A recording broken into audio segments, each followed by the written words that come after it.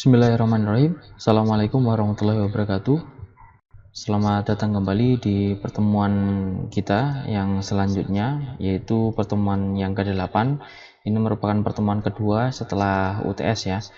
Dan kita lanjutkan materi selanjutnya, yaitu materi lanjutan dari pengolahan input-output yang kedua.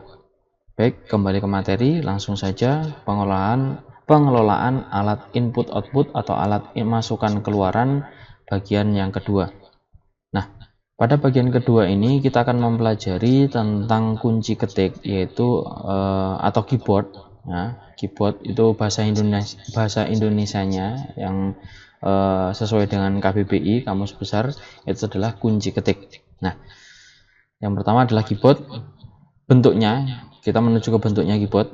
Jadi pada dasarnya kunci ketik atau keyboard itu menyerupai keyboard yang berada di mesin ketik, ya, mesin ketik yang manual itu ya, yang ditambahkan dengan berbagai kemungkinan yang lainnya. Huruf pada baris atas adalah QWERTY, sehingga dikenal dengan kunci ketik atau keyboard QWERTY. Ada beberapa macam kunci ketik yang lain yang banyak di setiap negara, di masing-masing negara itu ada beberapa keyboard dengan tipe-tipe yang tersendiri. Misalnya kalau nggak salah di Jerman itu namanya keyboardnya bukan QWERTY, yaitu namanya Dvorak, DVORAK. Nah, itu seperti itu. Ada susunan huruf lainnya, namun orang yang sudah terbiasa adalah susunan QWERTY. Oke. Nah, menuju fungsinya adalah sebagai alat input. Nah, jadi keyboard itu hanya merupakan alat input saja. Inputnya berupa apa? Berupa huruf, angka, dan tanda baca. Dan dapat juga bentuknya, yaitu bentuk perintah. Nah, nanti akan kita bahas. Pada pelengkap kunci ketik atau keyboard berupa rangkaian mikroprosesor dan controller kunci ketik. Nah, jadi ada controller dan mikroprosesornya. Kalau controller ini biasanya ada di keyboardnya. Jadi untuk mengontrol masing-masing tools dari keyboard tersebut. Oke. Selanjutnya cara kerja. Ada beberapa cara kerja yang ada di beberapa tipe keyboard. Itu yang pertama adalah melalui kontak mekanik. Karena pemakaian yang sangat sering, maka kontak ini harus tahan rusak. Nah, kunci ketik ditekan, kontak terjadi, maka terjadilah masukan aksara. Ada banyak macam kontak dengan berbagai mekanisme penekanan pada kunci ketik atau keyboard tersebut. Nah, misalnya ini adalah keyboard atas ya, maksudnya itu tombol yang ada huruf-hurufnya. Nah, ini adalah plat tembaga. Jadi ketika tembaga ketemu dengan tembaga, maka ada aliran listrik. Ketika ada aliran listrik, maka huruf tersebut atau ada masukan data seperti itu. Nah, ini adalah melalui kontak mekanik. Melalui perubahan kapasitif. Nah, ini arus pada potensial listrik akan berubah jika kapasitansi dari kapasitor berubah. Kapasitansi berubah jika jarak plat kapasitor berubah. Ini sama sistemnya, cuma ini adalah kapasitor, ini berupa kapasitor. Jadi ini berada dalam satu alat, yaitu namanya kapasitor itu tadi. Jadi di dalam alat, di kapasitor. Ketika kapasitor itu jaraknya semakin dekat, maka terjadi arus dan potensial listrik. Kunci ketik ditekan, jarak plat kapasitor berubah, arus dan potensial listrik berubah, maka terjadilah masukan aksara atau terjadi inputan seperti itu. Yang ketiga adalah melalui efek Hall. Arus elektron akan berubah arah jika terdapat medan magnet pada arah tertentu. Perubahan arah arus elektron mengubah potensial listrik. Nah, ini contohnya, ini ada arusnya. Arusnya jika tidak dialiri data atau arus listrik. Nah, kemudian ada medan magnet yang searah ke kanan atau perpotongan dengan arah data. Nah, ketika kunci itu atau ketika tombol itu diklik atau dipencet, maka medan magnet ini akan membelokkan. Nah, membelokkan arah. Maka dengan belokan arah ini, maka arah tersebut menuju ke inputan data. Ketika dibelokkan, maka terjadi inputan data. Seperti itu. I arah arus tanpa medan magnet, IB arah arus dengan medan magnet. Ini ada medan magnet. Nah, ini tanpa medan magnet. Kunci ditekan menimbulkan medan magnet. Arah arus elektron berubah, potensial berubah, maka terjadi masukan aksara atau ada terjadi inputan. Nah, ini adalah diagram yang lebih jelasnya. Ketika ini sebenarnya lurus ini. Nah, ketika ada medan magnet, maka dia akan berbentuk miring seperti ini. Jadi ketika ada medan magnet, dia akan miring. Yang selanjutnya adalah peta aksara atau character map. Oke. Ada kunci ketik perintah seperti Ctrl C. Kemudian ada kunci ketik bukan perintah. Nah, misalnya ya seperti kita menekan tombol biasa A, B, C, D dan sebagainya. Ketika kunci ketik diterima oleh peta aksara, nah seperti ini, dari kunci ketik, kemudian peta aksara, kemudian ada controller kunci ketik.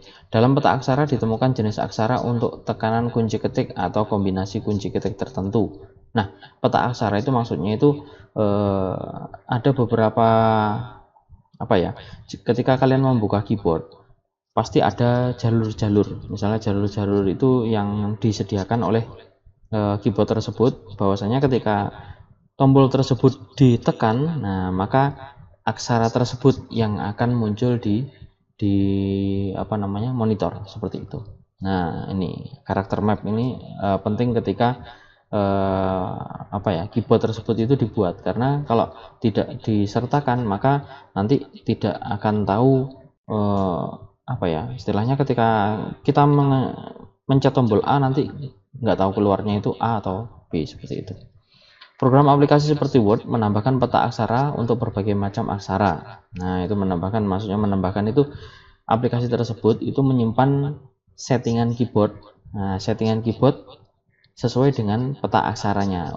Kalau memakai komputer atau keyboard tipe QWERTY, jadi ketika yang terpasang itu adalah tipe QWERTY, maka yang disimpan oleh Microsoft tersebut adalah settingan keyboard QWERTY. Jadi ketika dipencet key nanti munculnya juga key. Seperti itu. Yang selanjutnya adalah controller kunci ketik. Nah, aksara ketikan dari peta aksara diteruskan ke controller kunci ketik. Kunci ketik ini kita ibaratkan adalah keyboard gitu ya. Untuk diidentifikasikan dan diteruskan ke sistem operasi. Nah, ini dari controller, keyboard, kemudian ke sistem operasi. Nah, sistem operasi ini juga dipilah-pilah lagi.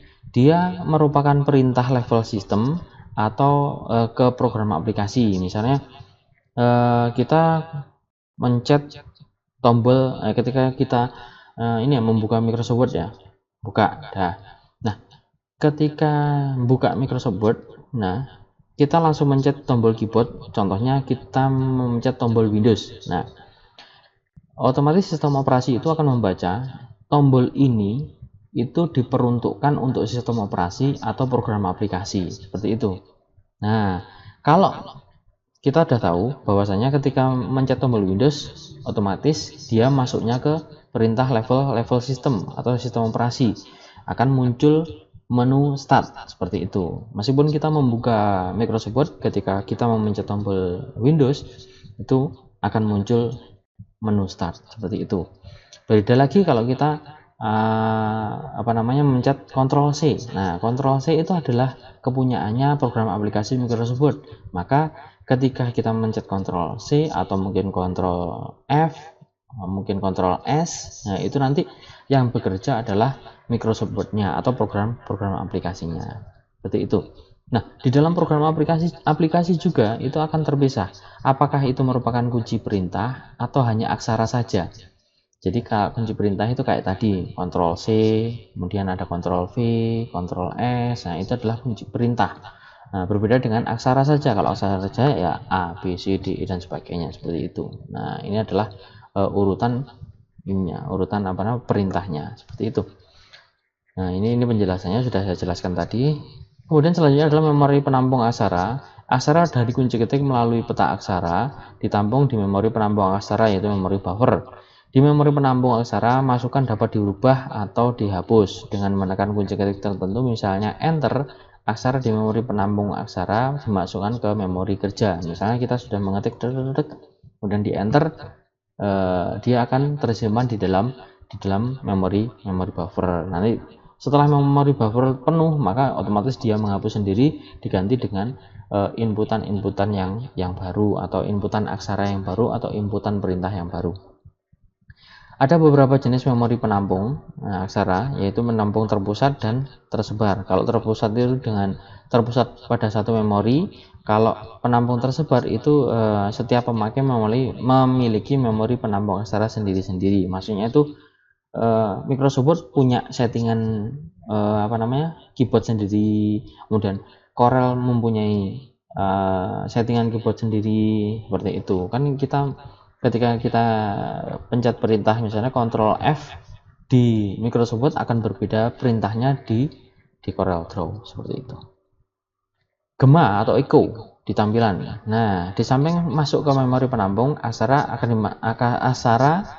atau huruf akan ditampilkan ke monitor tampilan. Tujuannya agar pemakai yakin bahwa aksara sudah masuk. Nah, jadi yang ditampilkan di monitor ini merupakan gema dari huruf yang masuk ke dalam data, masuk ke dalam Microsoft Word atau memori, seperti itu. Jadi yang ditampilkan ini hanya gema, seperti itu. Ketika kalian mengetik, sebenarnya kalian itu memasukkan data ke dalam memori, tapi karena kalian tidak tahu apa yang muncul di dalam memori betul atau salah ya, nah seperti itu. Kalau kita ngetik cepet-cepet, nah kan nggak tahu betul salahnya kalau langsung tanpa monitor atau langsung memasukkan ke dalam memori. Maka dibuatlah monitor untuk menampilkan apa yang kita masukkan ke dalam memori di dalam komputer tersebut, seperti itu. Jadi monitor ini adalah istilahnya cuma gema, pantulan saja, pantulan bahwasanya ada data yang masuk atau ada inputan yang masuk ke dalam memori. Ini loh datanya, ini loh hurufnya, ini loh perintahnya, seperti itu. Sandi aksara. Aksara akan disimpan dalam memori dalam bentuk sandi aksara atau sandi-sandi tergantung pada aplikasinya. Ada sandi 7, ada 8 bit, contohnya adalah E, B, C, D, I, C. Ada ASCII, ini adalah yang sering digunakan. Ada sandi 16 bit Unicode, kemudian ada sandi 32 bit yaitu ISO 10646. Kemudian ada blok Unicode dan sebagainya. Nah, ini adalah standar sandi yang digunakan ketika memasukkan suatu settingan keyboard atau suatu data ke dalam memori. Itu agar bisa dibaca oleh memori. Oke, selanjutnya setelah keyboard yaitu adalah alat lukis atau alat tulis. Alat lukis atau alat tulis itu ada yang yang berbentuk digital. Jadi bukan alat lukis yang manual yang kita melukis, bukan. Ini kita anggap sebagai bersifatnya digital. Jadi alat lukis itu ada yang merupakan input ke dalam komputer. Contohnya adalah pena cahaya atau stylus. Pena peka cahaya atau stylus dapat melukis atau menulis di layar tampilan. Kalian sudah tahu kalau misalnya ada aplikasi atau ada gadget atau mungkin HP yang ada stylusnya, mungkin itu bisa tampil atau bisa menulis di layar tersebut. Dapat dipakai untuk menulis, namun biasanya dipakai untuk melukiskan sesuatu, lebih ke melukis atau mungkin menulis handwriting, tulisan tangan. Tulisan dan lukisan dapat direkam untuk dipergunakan kemudian. Nah, sekarang tidak banyak dipakai. Jadi tidak banyak dipakai itu maksudnya ya kebanyakan stylus itu tidak banyak dipakai di setiap HP. Jadi HP tertentu saja yang memakai stylus, kayak mungkin iPad, kemudian Galaxy Note dan sebagainya. Yang kedua adalah tablet grafik, berbentuk tablet yang dihubungkan dengan komputer atau istilahnya drawing pad. Menulis atau melukis dengan pena dan hasilnya tampil di monitor tampilan. Jadi ada stylusnya juga, tapi menulisnya itu di tempat tersebut, tablet tersebut. Nah, di bawah permukaan tablet yang ada kisi kawat horizontal dan vertikal. Ya, jadi kisi kawat itu bukan kok kawat enggak, bentuknya itu kayak kawat. Jadi kawatnya itu berbentuk horizontal dan vertikal. Jika ditekan dengan pena, kawat horizontal dan vertikal bertemu dan menghasilkan titik pada koordinat tersebut. Nah, contohnya gini. Misalnya ini adalah yang ini vertikalnya, nah ini horizontalnya. Nah ini nggak terlihat, ini di dalam pad sini. Ketika saya menulis di sini, menulis huruf A, seret seret seret. Nah jadi ketika saya melewati ini, nah, garis ini, maka kawat horizontal dan kawat vertikal itu akan menempel.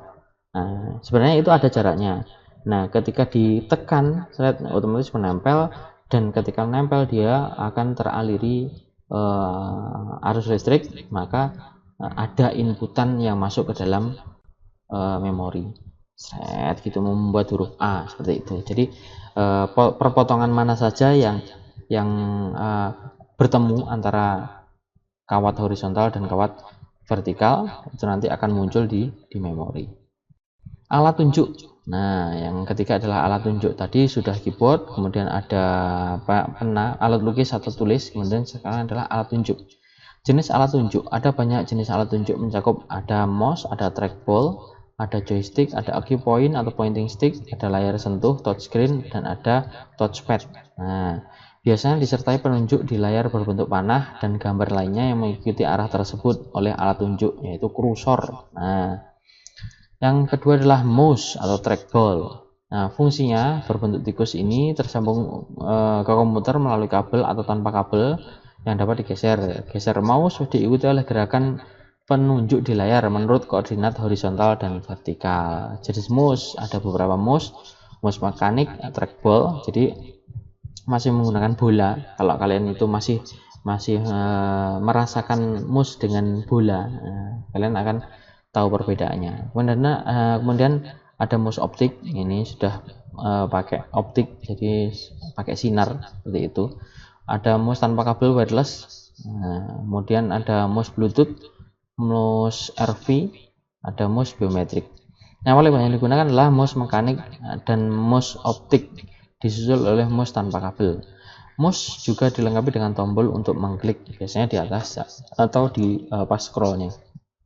Nah, ini mouse mekanik trackball. Nah, ini adalah bolanya. Ini adalah komponen dari mouse. Kalau misalnya mouse dibuka itu, mouse trackball itu dibuka, akan ada bolanya. Putaran bola menyebabkan roda horizontal dan roda vertikal berputar. Nah, ini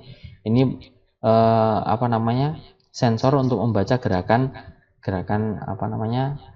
maju mundur, entah itu vertikal atau horizontal, seperti itu.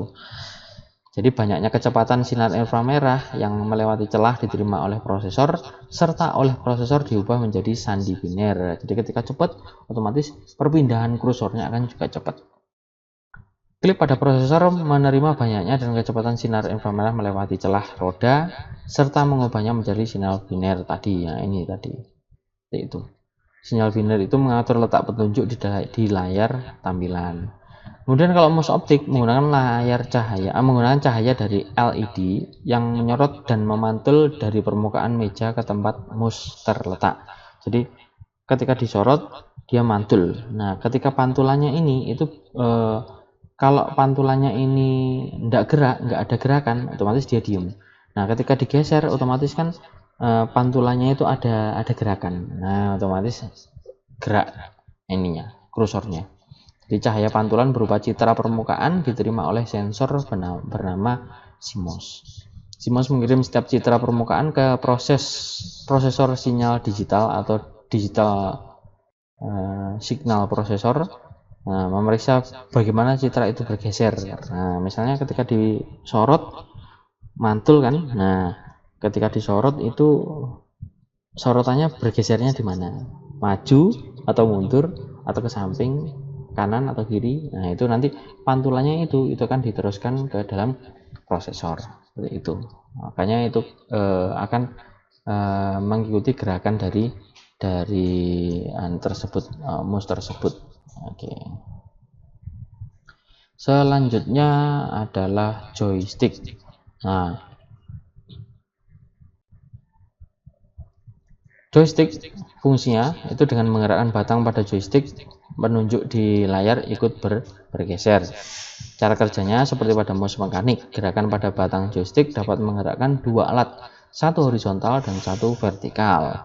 Alat itu dapat berupa roda bercelah seperti pada mouse mekanik. Nah, bisa saja seperti itu. Dapat juga berupa potensiometer, yakni hambatan listrik yang berubah-ubah hambatannya.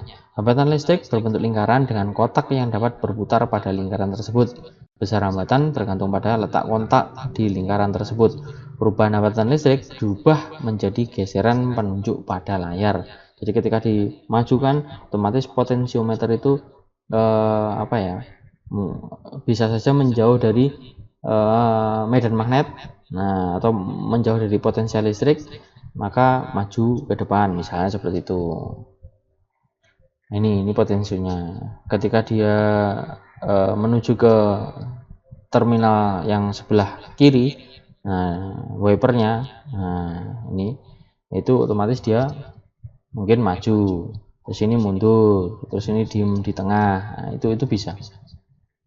Yang selanjutnya adalah IQ point, fungsi menggerakkan menunjuk layar melalui tekanan pada batang kecil. Nah, ini biasanya ada di laptop-laptop yang ThinkPad atau Lenovo ThinkPad. Nah, besar dan arah tekanan tergantung pada penunjuk di layar. Nah, mungkin teman kalian yang punya ThinkPad coba dicoba, itu digerakkan dikit-dikit, itu fungsinya seperti joystick. Touchpad, fungsinya menggerakkan menunjuk layar berdasarkan arah sentuhan. Nah, jadi kalau touchpad itu kita menyentuh hanya di pad tersebut atau area tersebut, berbeda dengan touchscreen. Kalau touchscreen itu kita menyentuh di layarnya tersebut.